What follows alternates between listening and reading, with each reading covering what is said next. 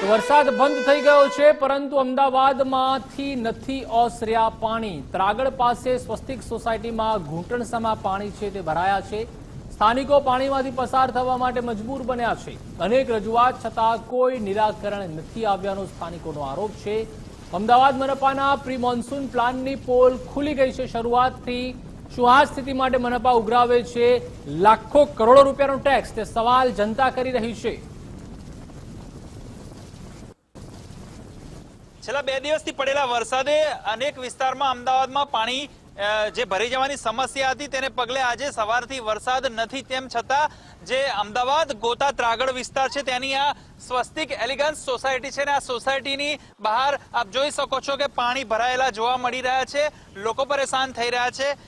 વિસ્તારમાં જે પાણીની સમસ્યા છે, કોર્પોરેશનની જે પ્રી મોન્સૂનની કામગીરીની વાતો કરવામાં આવતી હતી, પરંતુ જે અનેક વિસ્તાર છે ત્યાં પાણીની સમસ્યા છે. કેટલા સમયથી આ સમસ્યા છે? જ્યારે વરસાદ આવે ત્યારે પાણી ભરાઈ જતું હોય, શું કહેશો? એટલે વરસાદમાં એકચ્યુઅલમાં આ 2 દિવસના વરસાદમાં પાણી નહોતી રહે કે અહીંયા પ્રવાહના કારણે અહીંયા પાણી વધારે ભરાય છે. અને બીજું કે અહીંયા સ્કૂલના કારણે બી થોડુંક તકલીફ પડે છે, કારણ કે એ લોકોનું બેઝમેન્ટ પાણી આ લોકો બહાર નાખી કાઢે છે.